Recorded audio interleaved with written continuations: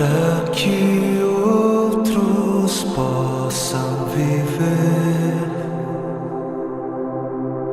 Vale a pena morrer para que outros possam viver.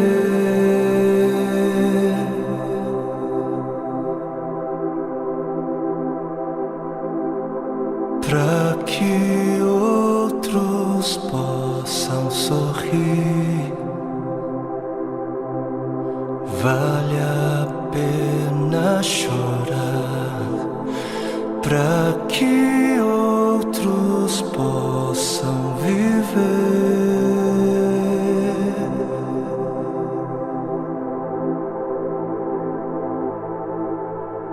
Portanto, visto que temos este ministério pela misericórdia que nos foi dada, não desanimamos.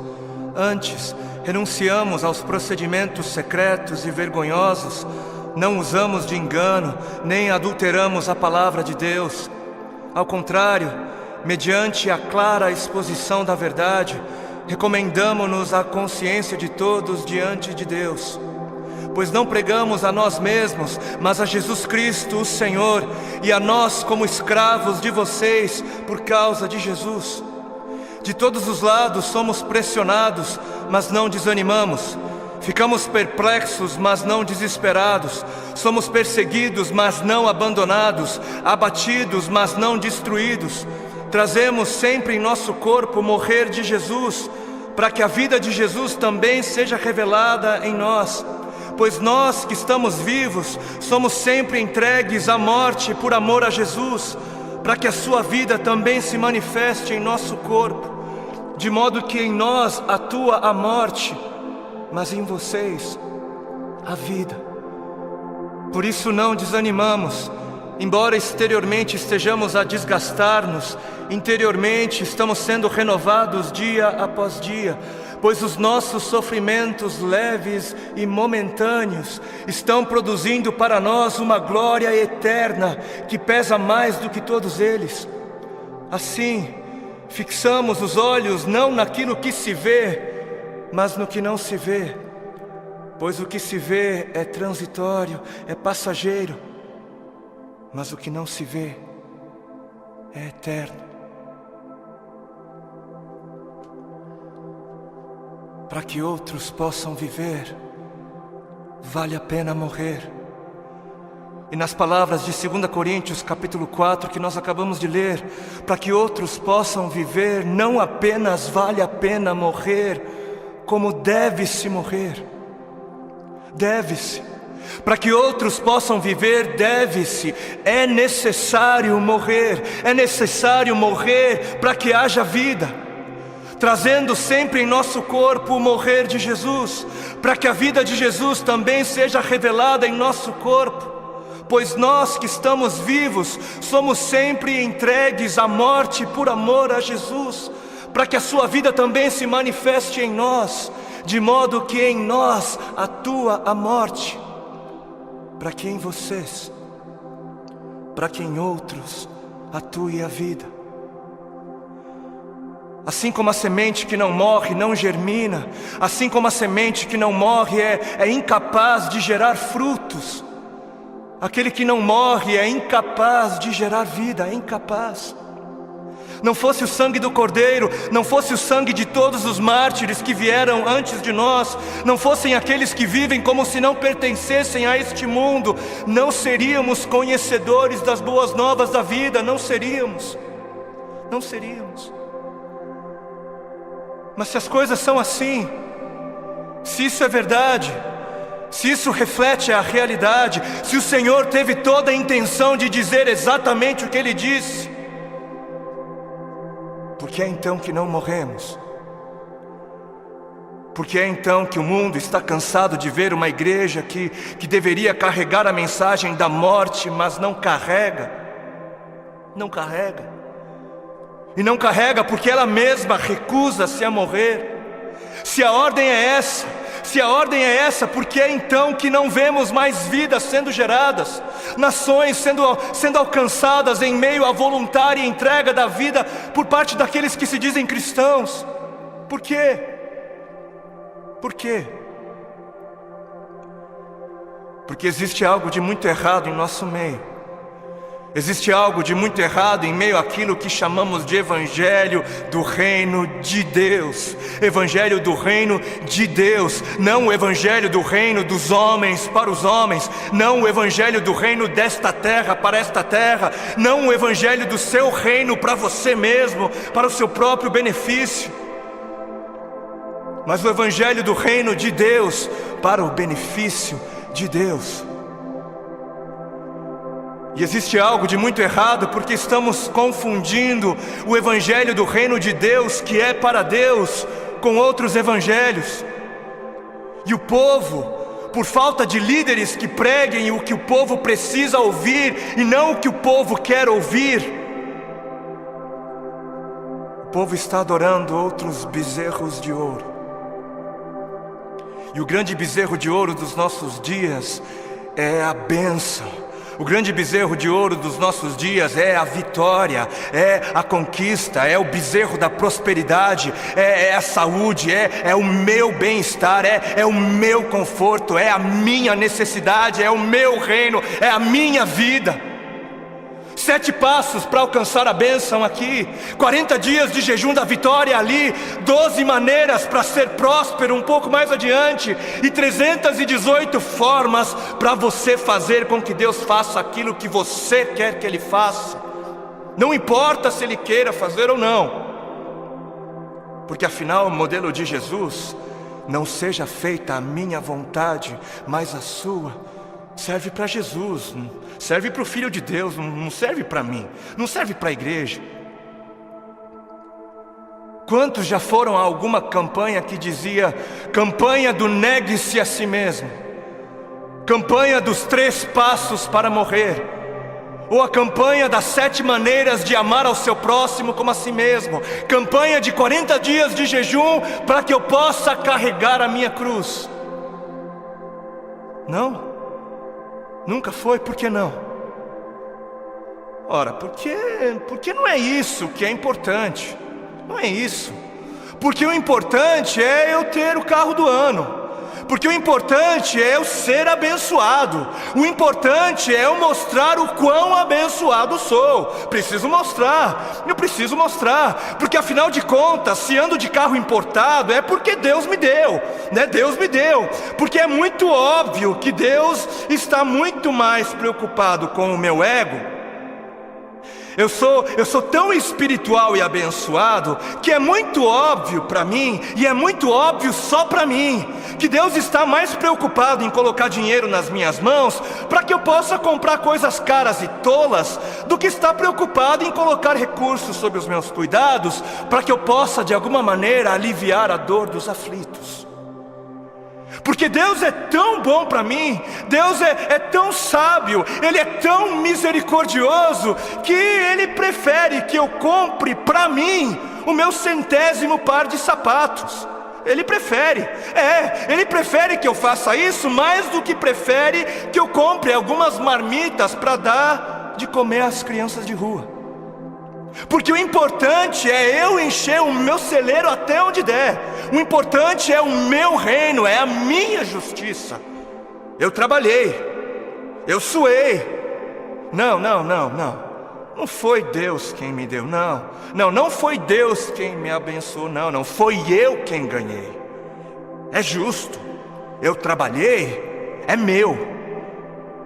Porque o importante é eu viver como se não houvesse morte. E Deus que me livre de pensar em morte. Coisa negativa não é de Deus. O importante é eu viver como se não houvesse morte, para que quando a minha hora chegar, eu venha morrer como alguém que nunca quis viver. Porque está escrito na palavra de Deus em Marcos, no capítulo 8 e Mateus 16. Então Jesus começou a ensinar-lhes que era necessário que o Filho do Homem sofresse muitas coisas e fosse rejeitado pelos líderes religiosos, pelos chefes dos sacerdotes e pelos mestres da lei, fosse morto e 3 dias depois ressuscitasse. Ele falou claramente a esse respeito. Então Pedro chamando-o à parte, começou a repreendê-lo. Vejam como desde o início a igreja se escandalizou com a mensagem da morte.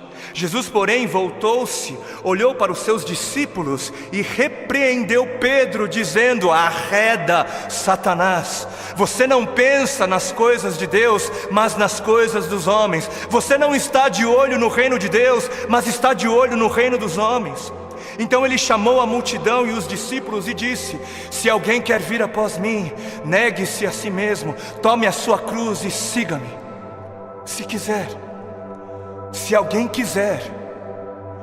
Porquanto quem quiser salvar a sua vida, perdê-la-á, mas quem perder a vida por minha causa, achá-la-á.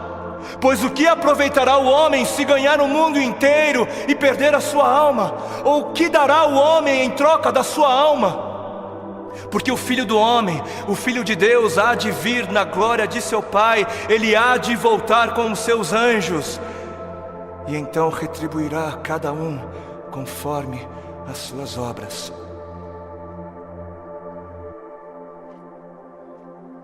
Quem fizer de tudo para garantir a sua vida neste mundo, não merecerá a vida no outro.